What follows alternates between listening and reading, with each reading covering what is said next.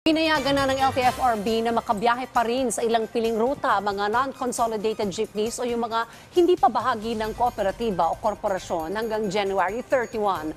May report si Kenneth Pasyente, Rise and Shine. Kenneth. Nangutang na ang jeepney driver at operator na si Ding. Baka bayad lamang at makasali sa kooperatiba. Sa December 31 na kasi ang deadline para mag-consolidate o sumapi sa mga kooperatiba o korporasyon sa ilalim ng Public Utility Vehicle Modernization Program. Umutang, 5-6. Sabihin natin, 5-6.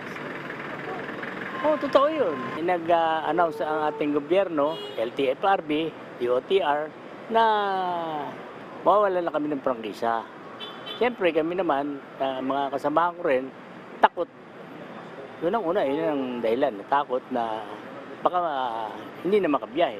3 araw bago ang deadline sa consolidation, sabi ng Department of Transportation, 70% na ng mga jeepney sa bansa ang nakapag-consolidate. Pero 50% pa lamang ng mga jeep sa Metro Manila ang nakasunod sa programa. Kabilang si Charlie at pinapasadang jeepney sa bigupang makalahok sa kooperatiba. Hindi lahat may kakayanan. Hindi ganun kabilis hanapin yung pera sa kalsada eh. Talagang mahirap eh.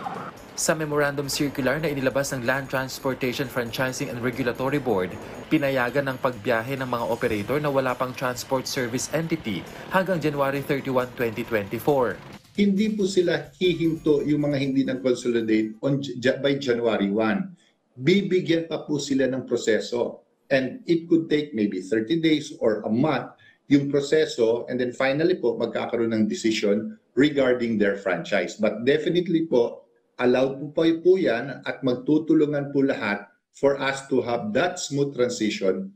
Samantala, pagkakalooban ng special permit ang mga nakapag-consolidate upang makabiyahe sa maliliit na ruta na kaunti lamang ang nakapag-consolidate, habang aagapay ang mga lokal na pamahalaan upang magbigay ng libreng sakay.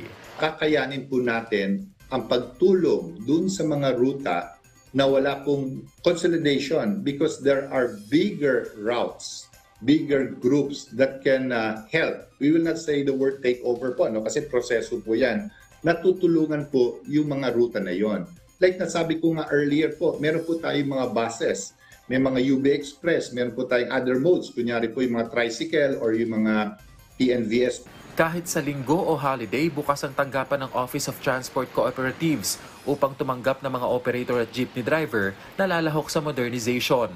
Na nagdi-deserve po ng isang reliable, safe, and convenient po na travel. So yun po ang ating commitment. Commitment po natin yon na ibigay sa kanila. Sana po magtulungan na po tayo. Kenneth Pasyente, para sa Morning Show ng Bayan, Rise and Shine, Pilipinas.